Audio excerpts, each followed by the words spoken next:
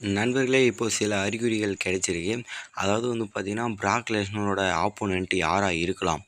குந்தரு, ஒபாஃபெமி, எலினேட்டி இவங்கள தவிர்த்து ஒரு நபர். அதுதான் பார்த்தீங்கன்னா, செத் ஃப்ரீக்கன் ரோலன்ஸ். இப்போது பிராக் லெஸ்னரோடைய கயா இருக்காரு பால் ஹெமன் லைட்டா. இப்போ செத் ராலன்ஸ் அட்டாக் பண்ணிக்கிறது பால் ஹெமனை. இந்த வெறியில் பார்த்தீங்கன்னா, பிராக் லெஸ்னர் போயிட்டு செத் ராலன்ஸ் அடிக்கலாம். அப்படி இல்லைன்னா பிராக் லெஸ்னரோட சேலஞ்சை செத் ராலன்ஸ் வந்து அக்செப்ட் பண்ணி, நான் உன்னை அடித்து காலி பண்ணுறேனான்ற மாதிரி சொல்லி இவங்களுக்குள்ள ஒரு ஃபியூட் வச்சு பார்த்தீங்கன்னா மேட்ச்சை நடத்தலாம். இந்த மேட்ச் நடத்தா பேங்கராக இருக்கும். பேங்கராக. ஏன்னா பார்த்தீங்கன்னா, பிராக் லெஸ்னருக்கு ஏற்ற ஆப்போனன்ட்டு, செத் ராலன்ஸுக்கு ஏற்ற ஆப்போனன்ட்டு 2 பேர் ஃப்யூச்சரும் வீணாகாமல் இருக்கும்.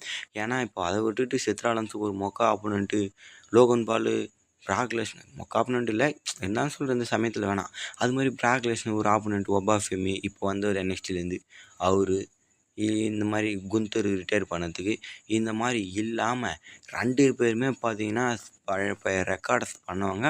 2 பேருமே பார்த்தீங்கன்னா டாப்பில் இருக்கவங்க. இவங்களுக்குள்ள பார்த்தீங்கன்னா மேட்ச் நடந்தால் இன்னும் பார்த்தீங்கன்னா டிக்கெட் செல்லிங் வாரிக்கும். இப்போ வரையும் டிக்கெட் விற்கல தான், ஆனால் இதுக்கப்புறம் விற்றுரும். ரேண்டி ஆர்டன் சாம்பியன்ஷிப் மோத போகிறாரு, ரோமன் ரெயின்ஸ் சாம்பியன்ஷிப் மோத போகிறாரு, பிராக் லெஸ்னர் விசஸ் செத் ராலன்ஸ். அப்படி போனால் வேறு லெவலில் போயிட்டுருக்கோம். உங்களுடைய கருத்தை கமெண்ட் பண்ணுங்கள். யார் பிராக் லெஸ்னர் கூட மேட்ச் மோதணுன்றதை. நிறைய பேர் பார்க்குறீங்க, சேனலை சப்ஸ்கிரைப் பண்ண மாட்டேறீங்க. சேனலை சப்ஸ்கிரைப் பண்ணிட்டு பாருங்கள், கொஞ்சம் ஹெல்ப்ஃபுல்லாக இருக்கும். நெக்ஸ்ட் ஒரு தலைமை செய்யலாம். Bye guys.